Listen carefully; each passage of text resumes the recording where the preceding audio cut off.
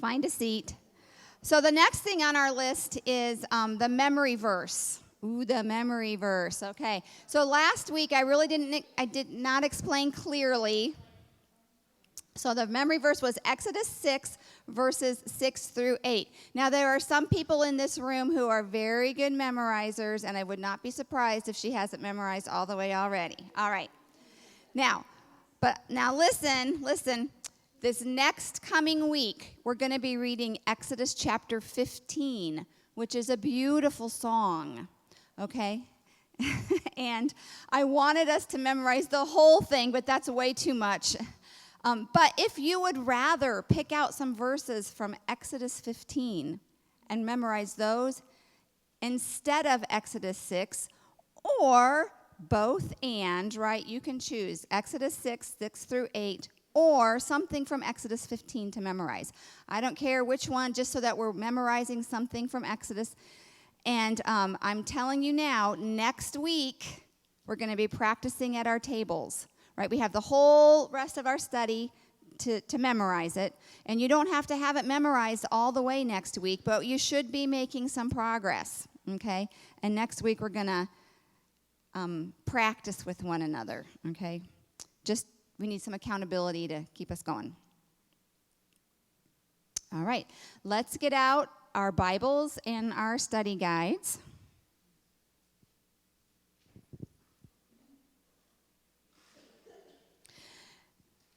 As we're getting out our Bibles and our study guides, opening up perhaps to Exodus chapter 7, who can tell me about how old, do you remember how old Moses is now that he's going back to Egypt? And 80, right, he's 80 years old, and the Lord calls him. And from the time that he's 80 years old to 120 years old, right, are very eventful years, right? A lot goes on in that.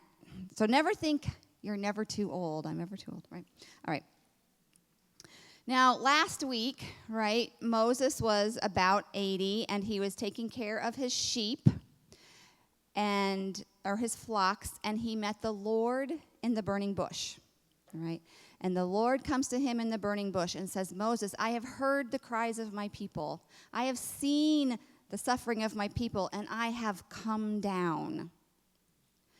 And I'm going to rescue my people. But I'm going to rescue them through you, Moses. So you need to get ready and go back to Egypt. Then Moses and the Lord had a conversation, right? Moses had some objections, things that he mentioned to the Lord, like, why are you choosing me? The Lord was very gracious in meeting his objections and patient with him and answering some of his questions. And then Moses gets ready to go back to Egypt. The Lord tells him this is what's going to happen. You are going to go back to Egypt. I want you to meet your people. I want you to assemble the elders and tell them what I'm going to do. They're going to say this is a great idea. They're going to agree, and then you and Aaron are going to go into the Pharaoh and ask to let my people go. Let them go out into the desert and worship me. But Pharaoh is going to say no. And then I, the Lord, am going to rain down my wonders or my, works on the Egyptians. So Pharaoh follows everything, does everything that the Lord asks him to. They get up to the point where Pharaoh says no. And then instead of the Lord bringing wonders on the Egyptians, the Pharaoh makes the Hebrew people's lives very, very difficult. And then Moses goes to the Lord, why? Right? Remember, why? Now, God didn't answer his questions of why, but he did say, Moses, look to me. Don't forget, look to me. Who am I in the past? I am the Lord, the Eternal One. I am the one who made the promise to your fathers. Remember, I will bring you out of Egypt. I will bring people into a closer relationship with me. I will bring you into blessing and rest. Look to me and remember me. So Moses is encouraged, but apparently he's still not sure, right? If you read, he's still like, I don't know if he's going to listen to me or not. But Moses and Aaron do go back to Pharaoh, and that's where we pick up today.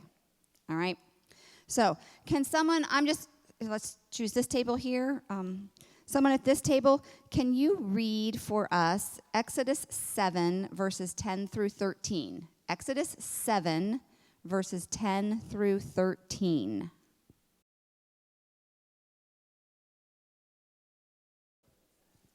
All right. So we have Moses and Aaron going into the Pharaoh, right, performing a miraculous event, that staff turning into a snake. Thinking back about the Pharaoh and how he represented the cobra and was a figure of power and divinity as being the snake, what's the importance of this event? We're going to stick with this table right here. What's the importance of this event here? What is it showing?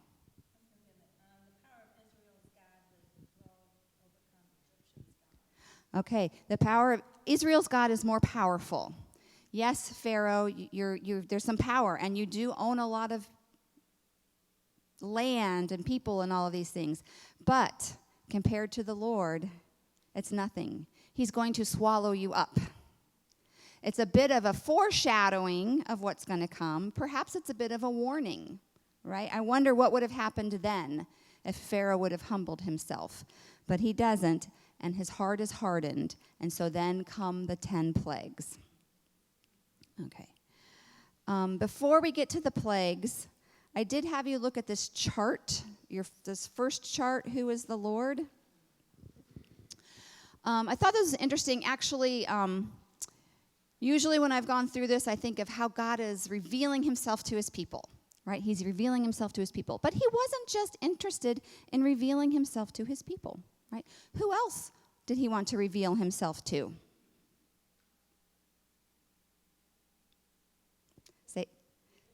The Egyptians, and specifically Pharaoh, right? He is specifically the Pharaoh. Pharaoh, I want you to know who I am. Back in Exodus 5, when Aaron and Moses first come that very first time to the Pharaoh, and Pharaoh says, I don't know the Lord. Why should I bow to him? Who is the Lord? Why should I obey him? I don't know who he is.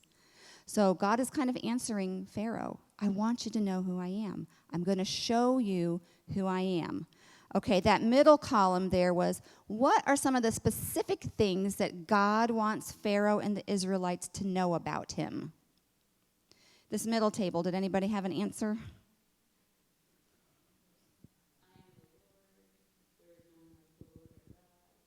Okay. I am the Lord. There is no one like me. Why would that have been an important statement for them to know? They have a lot, right? They have the God of this, the God of that, the God of the other. They have so many, you can't keep track of them all. And he's saying, no, I am the only one. There are no rivals, right? There's no one like me. Good. Anything else? The earth is the Lord's, right? You have a God of the sun. But I made the sun. The sun belongs to me, right? I am over all of those things. I want you to recognize who I am. All right, then we get to that last column. We'll come to this table over here. I don't know if you guys got to your homework or not, but how will God show who he is to the Israelites, to the Egyptians, and to Pharaoh? Can you summarize? How is he going to?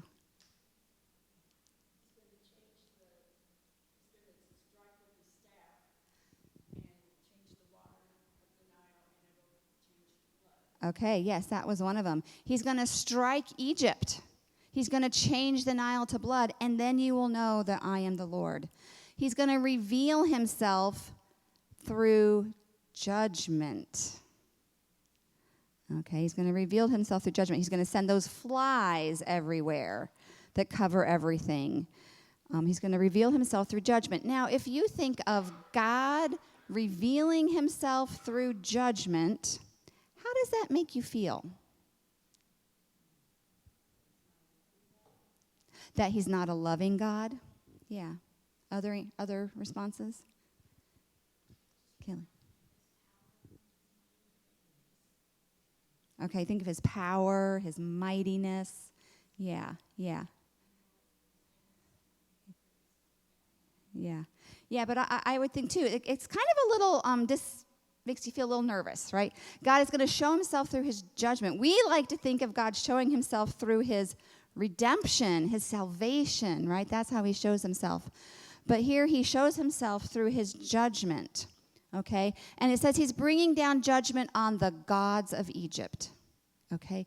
It's like God is saying, you have put something else in place of me. You have turned from me to other things that can't do anything for you. You've put your faith in the wrong place, and I want to bring those things down. And it might be painful for you, but if we bring those things down, maybe you will turn to me, the only true God that is over everything. Okay? So that judgment is a just judgment because they have turned from the Lord. But also, I think we have the intent of, but I want you to turn back. And we see in some of these, like the plague or the blood of the Nile, yes, he brought the blood of the Nile. The flies, he brought the flies. But the frogs, he removed the frogs, right? You will know that I am the Lord because I am going to remove the frogs. The hail, you will know that I am the Lord when the hail stops on my command or on Moses' command, right? So I want you to know that I am over all of your gods, and I want you to know that the way out is through me and me alone. Only I can stop it. Right? So he's showing himself to the Egyptians through judgment that we don't really think of, and through showing that there is a way out of judgment, but it is only through him. The last question on your homework. Well, let's see. First of all, we have in this whole lesson is like two different pictures of the Lord. Not two different angles of looking at God's character, two different traits of his character, so to say. And one is the just judge. And the other is the great redeemer. He is both. He is both. That last question I asked you, what is the danger of forgetting that God is the just judge? What if we forget about that? We don't like to think about that too much. So what if we forget about that? What's the danger?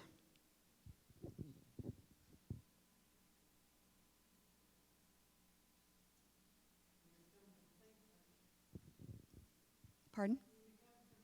Oh, you become complacent. Yes. You forget that he's holy and righteous and deserving of us pursuing that life in him, and we can become complacent. Yeah.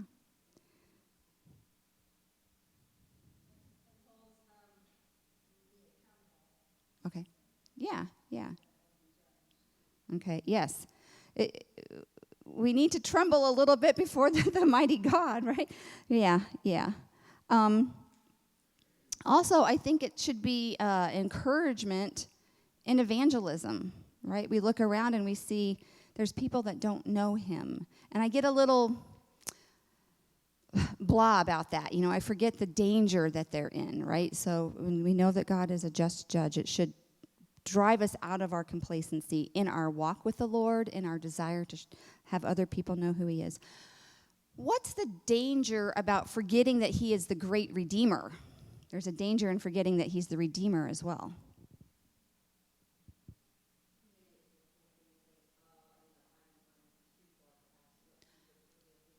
Sure. Yeah.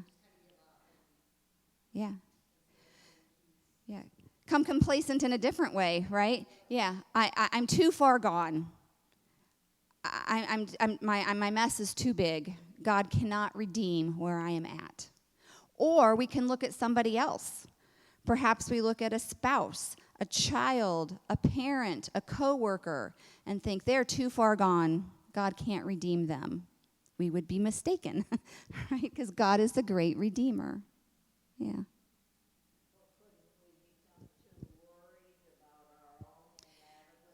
Absolutely.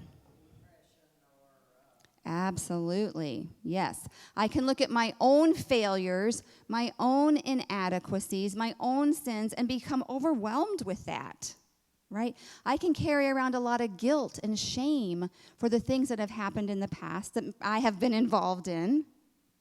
And God says, I'm redeemed you from that. It's in the past. You don't have to walk in the guilt. You don't have to don't let that affect you. become depressed about it. It's gone. I'm the Redeemer, right? Yeah. Two aspects of the Lord. There's other aspects of him, right?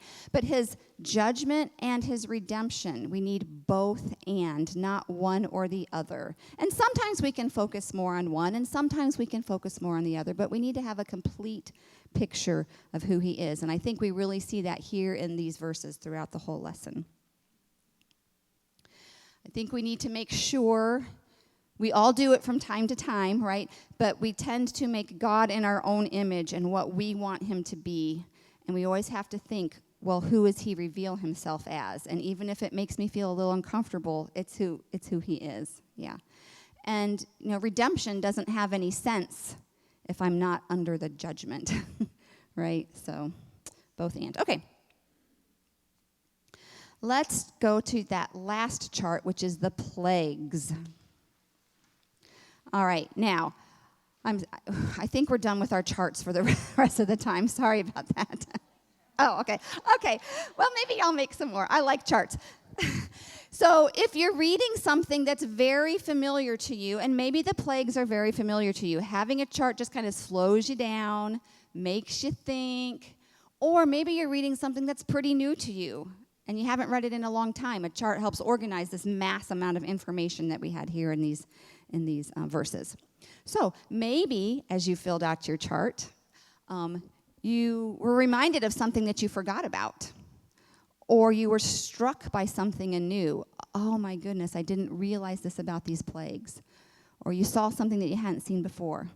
At your tables, I just want you to share a little bit with one another. Was there something that stood out to you this time as you read through the plagues? Just give you a minute or two. Okay. Wasn't very much time, but just give you a few minutes to talk. Now, what about this table? What is something that you guys, that stood out to you this time? Anything? Pardon? The heap of the dead frogs. I know, the frogs really got to me this time, and the smell that would have been. Okay, all right. Anything else?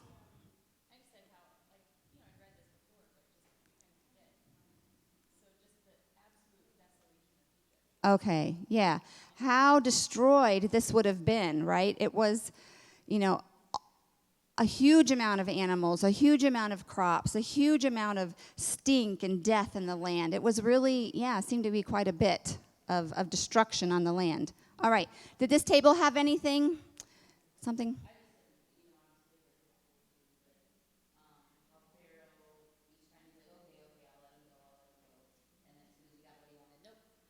All right, right. Pharaoh, first of all, he seems to make a bargain. He tries to bargain with the Lord. It's like he feels like, that maybe this God is just like another foreign leader and I can make a deal with him, right?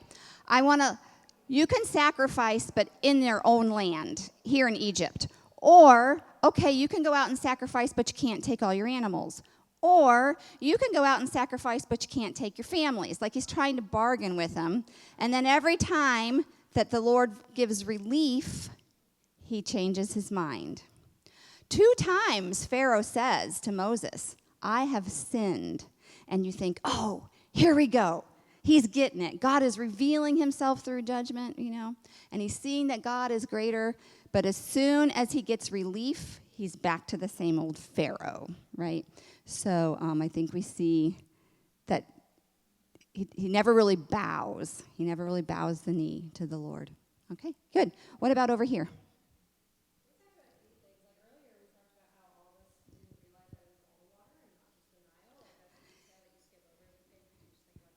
Yes, hold that. Yes, so in case you can't hear her, and this struck me as well too, I'm sure I have read this before, but I just didn't stick in my brain, that it wasn't just the Nile that turned to blood. The rivers and the waters and like Aaron went around with his staff, and the waters and the pots and everything turned to blood. Yeah. And we see God's mercy even in the plagues, right? Because he said, I could have just wiped you out, and I would have been just in doing that.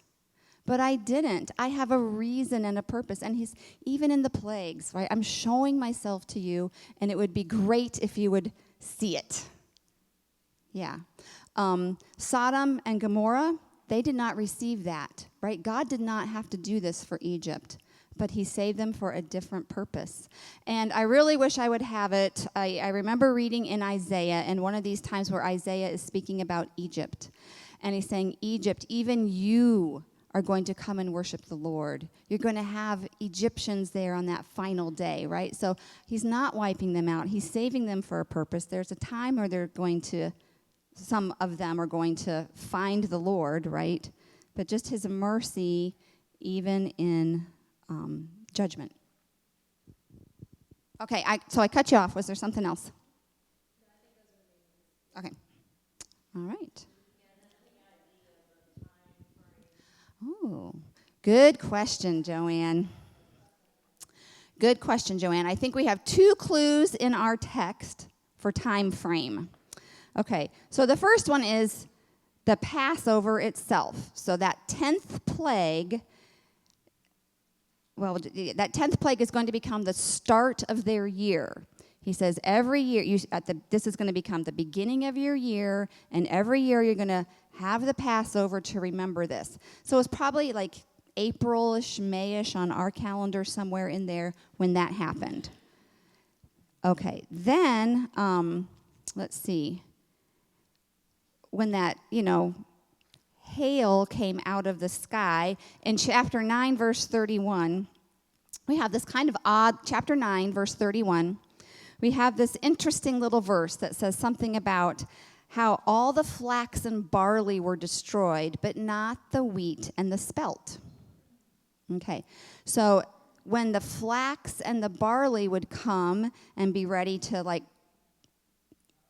sprout or whatever that word is, right? Okay, that would have been around January, February-ish, okay? Because the wheat and the spelt would have been later. So we're pretty sure that the hail would have been January, February. So we know the 10th plague was early spring. We work back a few plagues to that, frozen ice in the sky, and that is January, February. And so we can work back a little bit from that then. Now that's when it becomes tricky. So some people will say it probably took about a year for all of these things.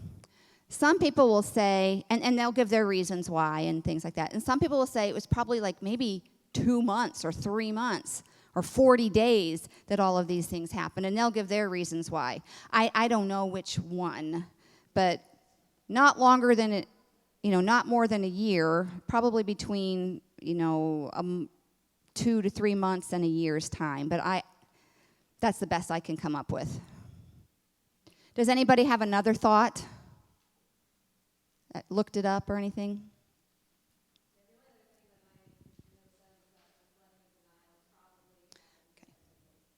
Okay, yes. Yes, so every fall, the Nile would flood.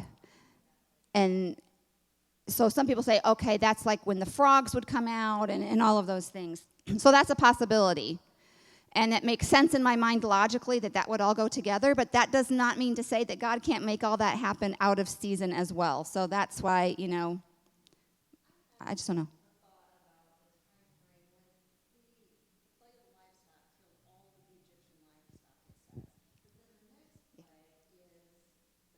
Okay, yes. Right. Okay.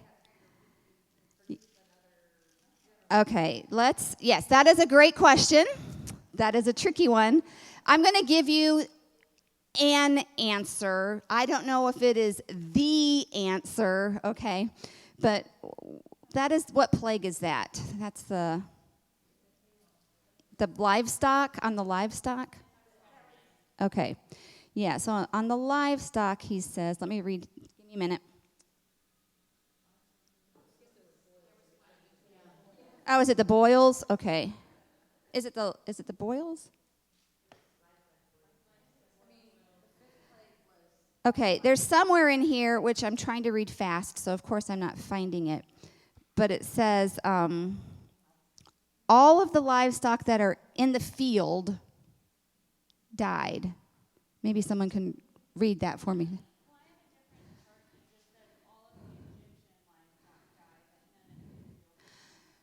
Sure.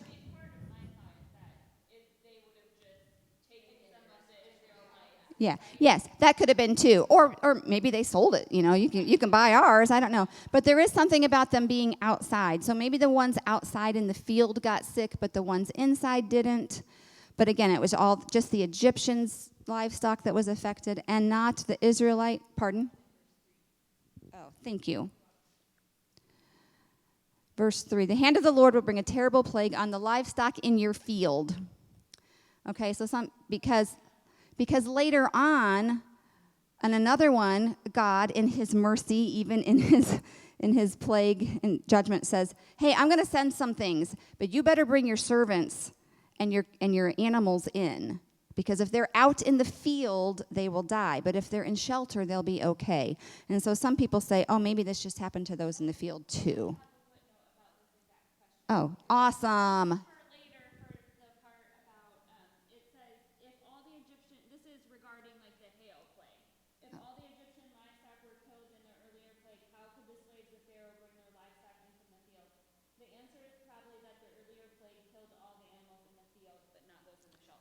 Okay.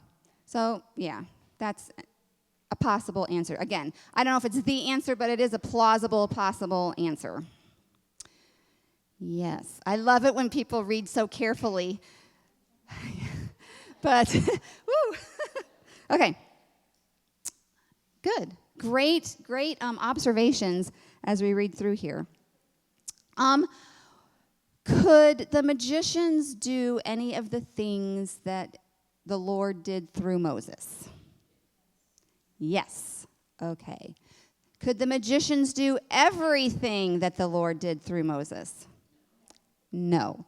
What can we glean from that little fact right there? Think about that for a minute. Okay. That God is more powerful than Satan, absolutely. Absolutely. But Satan is allowed some power, okay? And the magicians are said to do it through their magical arts, okay? So just because we see something that looks miraculous doesn't necessarily mean that it is from the Lord, okay? Now, absolutely could be. I'm not saying that he doesn't do miraculous things, but I'm saying we need to pay attention as well.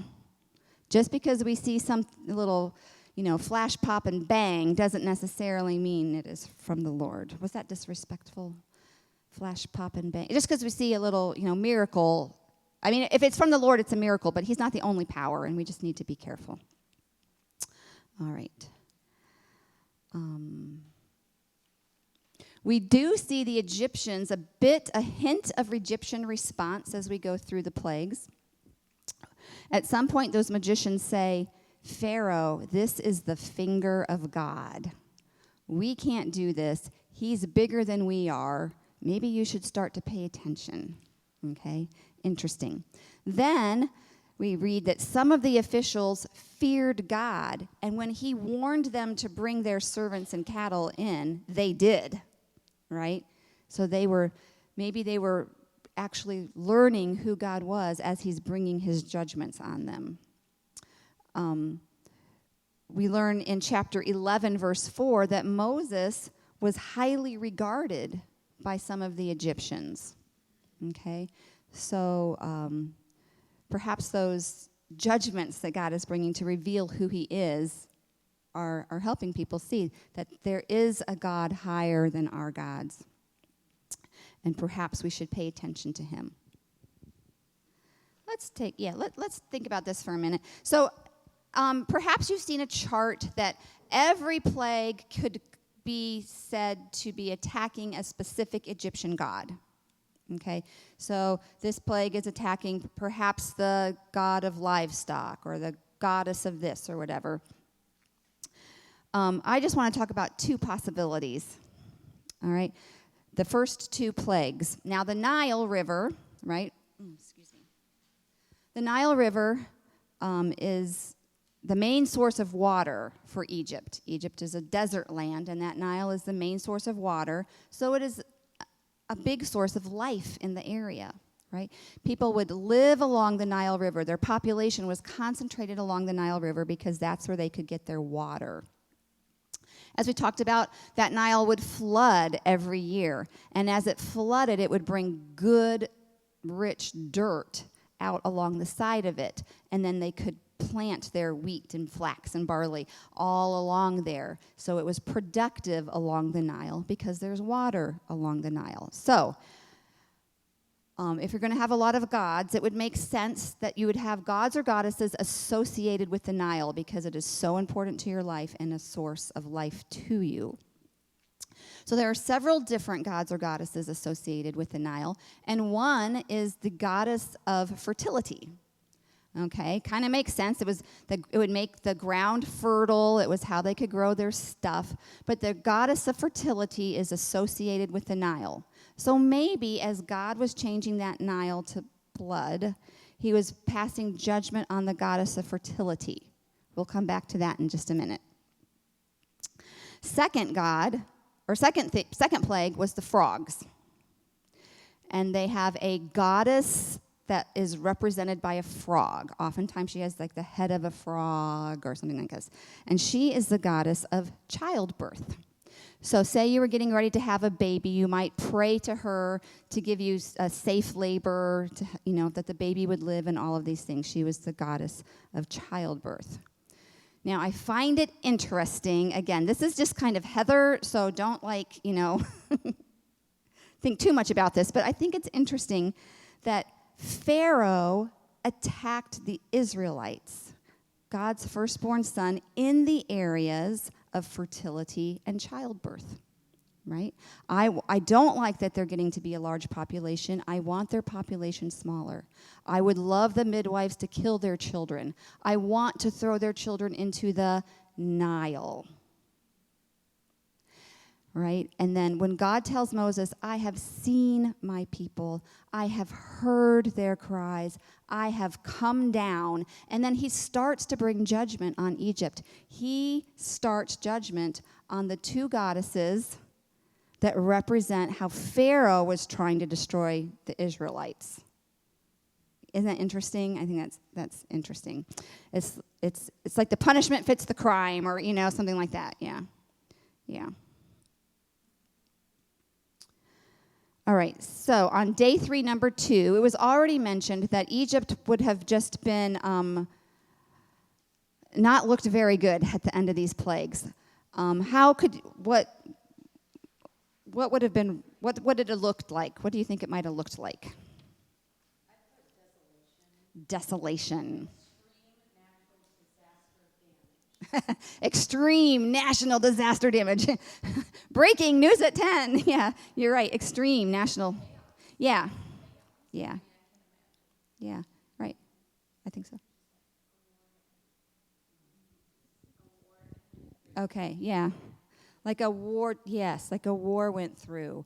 No crops, no animals, things beaten down, right?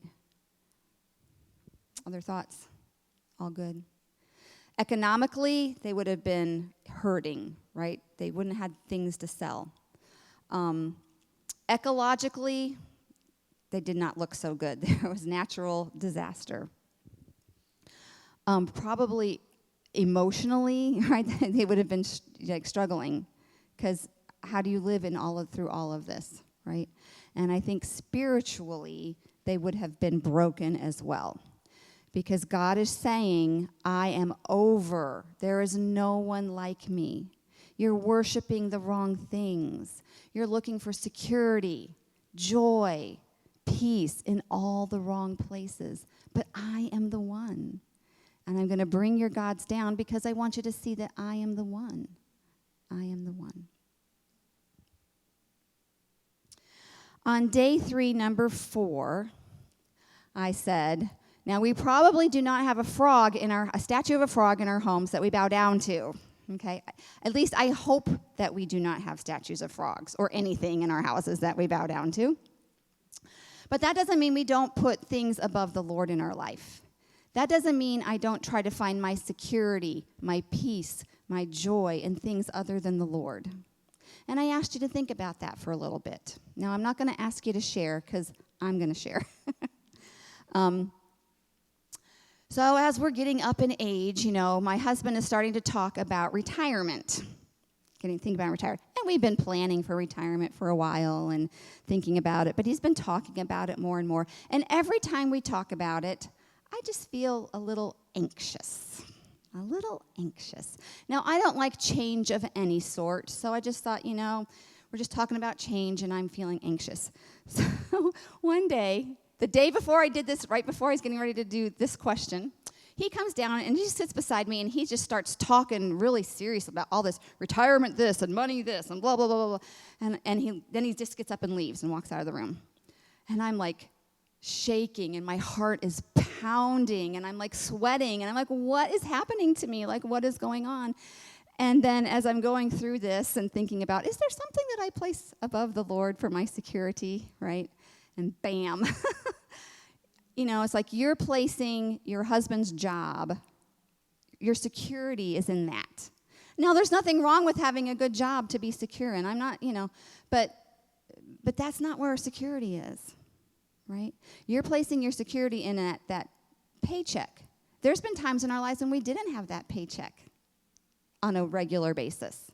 And the Lord was very faithful through all of that, okay? But the Lord was showing me where I have put some things above him, where I'm trusting for my security and my peace in some things that are not him. And I could feel my face flushing red. I was just embarrassed. And I'd like to say that I'm like completely over it, but it's a work in progress. But my question to you then is, as God was showing that to me, was that his mercy on me, or was that his judgment on me? What do you think? Both, okay. You got to pick one. Somebody pick one. Grace, okay. Grace or mercy. Why would you say that was his mercy on me? I circled it and it's just more of his grace than judgment. Because I don't know, I wasn't prepared, but you're a believer and he loves you and it's for your good. Yeah. Perfect answer. Yeah, it's for my good, right? It's gracious. If I have something over the Lord and he doesn't show it to me, then I am trusting in the wrong things, and I am going to feel the repercussions of that somehow in my life. Now, it's not going to affect my salvation because Christ has paid for that, but I'm not going to feel the joy and the pleasure of trusting in the Lord alone, of seeing him provide. So if he starts to take that down in my life, that's his grace to me, because then he can take that place in my life. But I heard both. So can someone maybe over here from this side of the room, why would that be considered? How could you say that was judgment as well? Or maybe you wouldn't say that.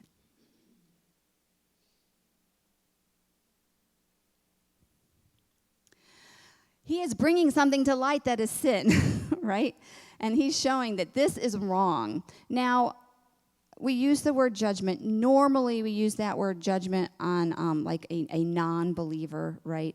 Because it's not judgment in that I will lose my salvation, but it is definitely being convicted of something that I've placed over him. Yeah. So, it's kind of both and, right? Because we have two pictures of the Lord. Were you going to say something? It makes me always think of like when my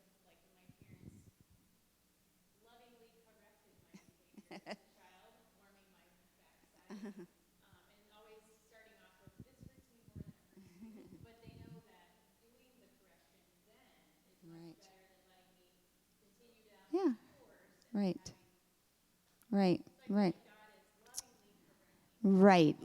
Right. We do that with our children, right?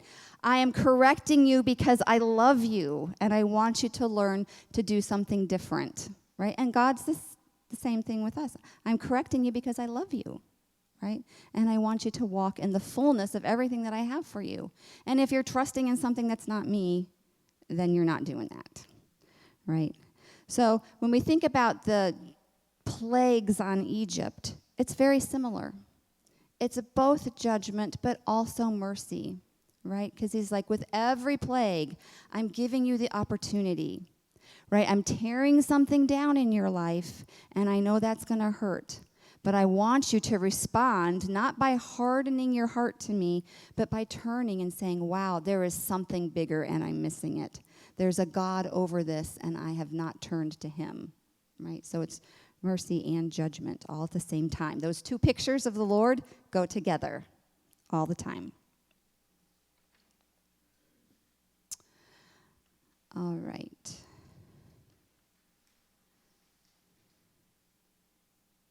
Oh, yeah. Let's go now to that 10th plague, which we haven't talked about too much. Let's turn to chapter 12, Exodus chapter 12.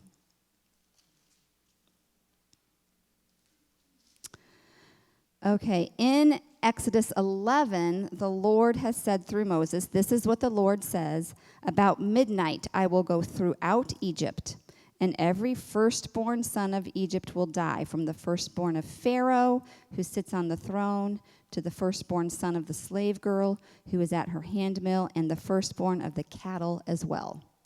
So he says, this is coming. This is coming.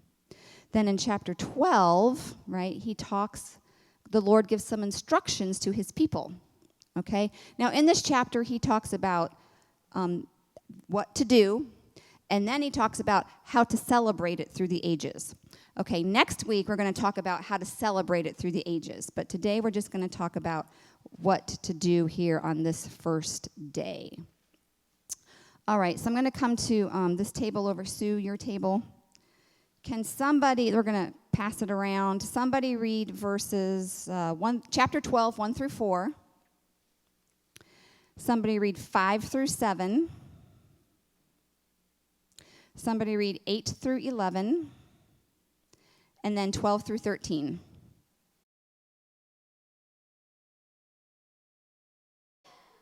All right. Okay, so we have the institution of the Passover, what they need to do on this night. We're pretty familiar with it, I think. Okay, but we're still just going to go through it a little bit. Okay, there's the ritual to perform, there's that meal to eat, and then there's the waiting through the night to see what happens. In verses 1 through 5, what are they supposed to do? What's the first thing they need to do? Well, yeah, on that 10th day, what's the first thing to do?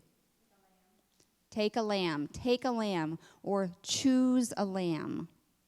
Choose a lamb. Again, just back up just a minute. We talked about this, like this was going to set their calendar. This is such an important thing that the Lord's doing. He's setting their calendar by it, okay? And what do? They choose a lamb, and then what do we learn about that lamb? What kind of lamb are they supposed to choose? I'm sorry, a year-old? A year-old male without defect, right? Okay. Year-old male without defect. Yeah, we'll say that. One per household, right? One per household. All right. In verse 7, let's see, in verse 7, then what do they do with this male without defect lamb? Okay, first they kill it, right? Then they take the blood and they put it over their door, the top of their doors and down the sides of the doors of their houses, right? Then they eat it. They roast it and they eat it, okay? And they're supposed to eat quickly, you know, with bitter herbs, and you can't even have time to let your dough rise, right? Unleavened bread. You've got your sandals on, you got your coat on, you're ready to go. Eat quickly, quickly, quickly. It's just this sense of hurry, and specifically what they're to eat, that sacrificial meal. All right. Now, this is what they needed to do for their redemption in Egypt, right? The Lord said he's going to pass through Egypt, and as he does that, he will see the blood, and he will pass over the house, right? He says, I will see the blood, and I will pass over. All right, let's go to 1 Peter chapter 1. 1 Peter is towards the end-ish.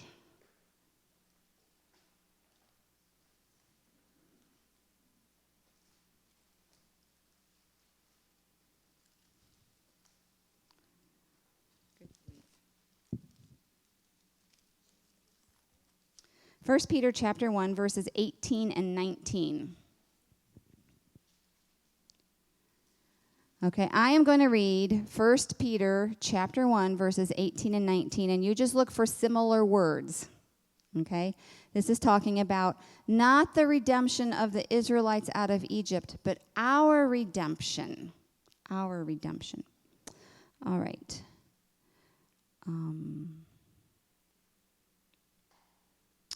For you know that it was not with perishable things, such as silver and gold, that you were redeemed from the empty way of life handed down to you from your forefathers, but with the precious blood of Christ, a lamb without blemish or defect. He was chosen before the creation of the world, but revealed in these last times for your sake. Okay. What similar words do we have describing our redemption? Spotless, without defect, lamb. A lamb is involved.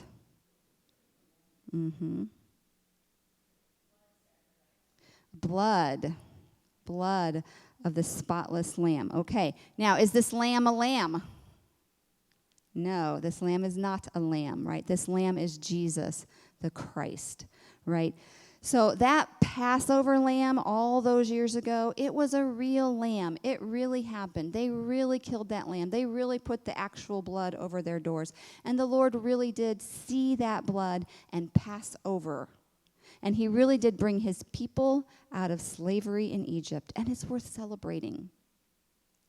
Okay? But it also points towards something so much better. As great as that was, there's something even better. Right? The fulfillment of that lamb is in Jesus the Christ, that perfect God-man, right, who was chosen from before creation. Before creation. Our triune God, the Father, the Son, and the Spirit. I don't know how this happened, if they were talking about it or whatever, but that Son, that second person of the Trinity, was chosen before creation to come and be the sacrifice, the substitute, the blood that would cover over us. Now, we don't take his actual blood and paint it over our doors, right? But it's like it's applied over the top of us. And there's a day coming, right, where judgment is going to come. A bigger judgment that came to Egypt. A worldwide judgment. You actually read about it in the book of Revelation, right, where he's going to come down in judgments. It sounds similar language. It talks about hail. There's talk of locusts. There's water that can't be drunk. There's all of these similar kinds of things, right? Actually, in Revelation, let me see if I can get there. All of these plagues come down, right? Just like they did in Egypt. And Pharaoh could not bow his knee. And you kind of think, how in the world could he have done that? How could he have seen all this stuff happen and not? But in Revelation it says, mankind saw these plagues and still did not repent. Just the same as Pharaoh. Still did not repent. They did not repent of worshiping demons and idols and money. They did not repent of murdering and magical arts. They did not repent of sexual immorality and theft. It's the same. Just the same as Pharaoh, right? If we go back in Revelation, I'm just going to read a little bit more of Revelation. There's a time, it says,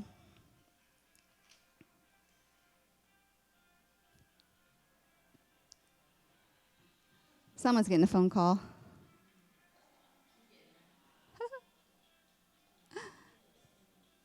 Right? That was chapter 9. But now I'm moving back to chapter 5. I'm just kind of jumping around in Revelation a little bit, okay? Now, when you read in Revelation, people get, understandably so, timelines and all of this, okay? But I just want us to get kind of the idea of what's going on here, okay? There's a time when from the kings of the earth to the slaves, just like in Egypt, from the Pharaoh on down to the slaves, right? They were going to be hide in caves and rocks and in the mountains, and their call to the mountains and the rocks, fall on us, hide us from the face of him who sits on the throne, hide us from the wrath. Who can stand? Who can stand? That judgment that's coming, it's going to be greater than what Egypt. It's going to be gracious because God's going to continue to give people a time to notice that their gods are not worthy of their trust. He's going to give them a time to turn to him, but many people will choose not to. And they're going to say, I wish the rocks would crush me instead of facing the wrath. Who can stand? In response, the Lord gives John a vision, very famous vision. It says, after this I looked, and there before me was a great multitude that no one could count, from every nation, tribe, people, and language, standing before the throne. Who can stand? Well, some people can. How can they stand, right? They are standing in front of the Lamb. Those people that recognize the need for a sacrifice, the need for a lamb slain for them, and that Jesus is that lamb. Those people that stand and say, I need your blood to cover me. And when he comes in judgment, you will stand before the Lamb, and you will sing, right? Salvation belongs to the Lord who sits onto the throne and to the Lamb, Jesus the Christ, whose blood covers us. No wonder in the book of John, Jesus says, you guys think you read Moses? But if you read Moses, you would believe me because Moses is writing about me. Right? When he's writing about the lamb, yes, a real lamb, but it's pointing to Jesus, right? Our Passover lamb, what we need. It's just too beautiful. Yeah. Too beautiful.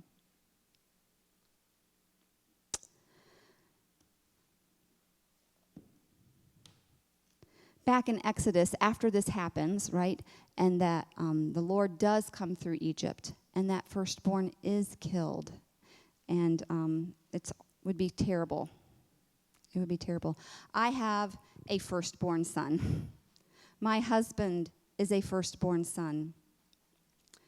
My brother is a firstborn son. My father is a firstborn son. My grandpa is a firstborn son. The thought of that happening is terrible. It's terrible. All right. And then, but we've been building to this time, right? Building to the time when God is going to come down. He's going to save his people. He's going to bring them out of Egypt. And now they're coming and they're going to leave. And I would expect that as I was reading their leaving, it would be a joyful time. They would be celebrating because God has done it. He's brought us out. As you read that, chapter 12, verses 31 and following, does it seem that way? Joyful, exuberant, clapping? It doesn't at all. And maybe part of that is because it is such a sobering experience, right? The only reason we are not experiencing that pain is because we have that blood covering us. You know, the Israelites, they also put idols above the Lord. It's not that they were so innocent, right? The Lord made the distinction between his people and the Israelites.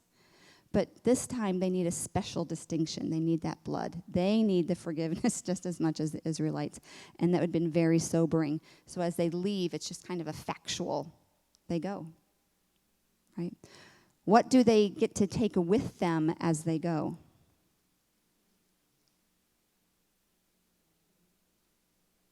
They take their stuff. What other stuff do they get to take? The Egyptian stuff, right? Here's my silver, here's my gold, here's my clothes, right? They're taking the Egyptian stuff. is it just the Israelites that leave? No. Interesting. Not just the Israelites leave. Some Egyptians leave with them as well. Perhaps they saw the true God as he revealed himself, even if it was revealing himself in judgment. Their security and joy had been broken down and found it. I'm going to throw my lot in with that Hebrew God because he seems to be able to take care of his people. Yes. Yeah. Yeah. All right.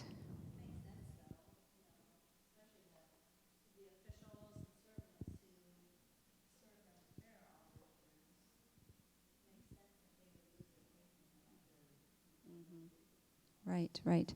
Maybe lose their, yes. They seem to, like they were saying, Pharaoh, we're destroyed. You need to let this guy go. And Pharaoh would not. So they're probably frustrated with Pharaoh. Perhaps they also see that their other gods have been broken down. Yeah, yeah.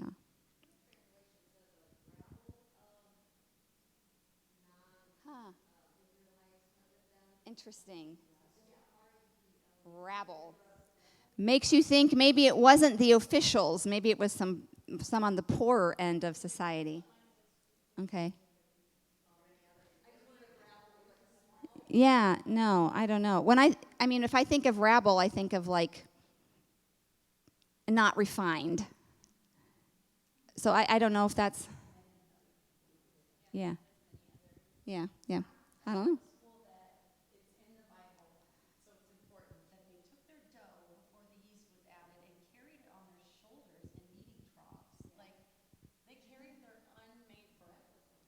Right.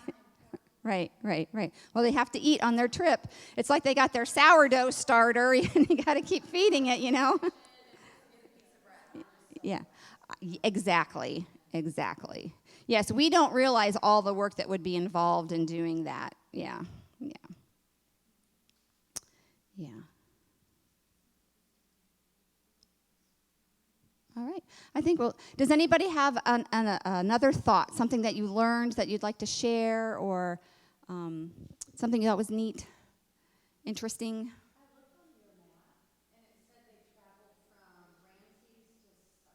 Mm-hmm, mm-hmm.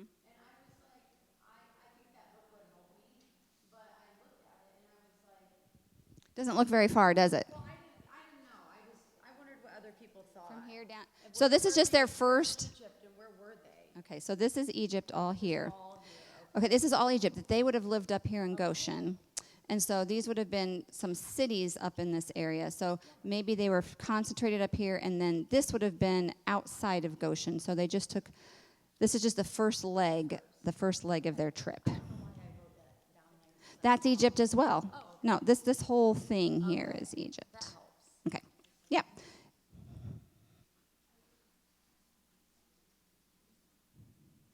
Good. All right, let's take time at our, well, is there anything else? Okay, let's take time at our tables to pray.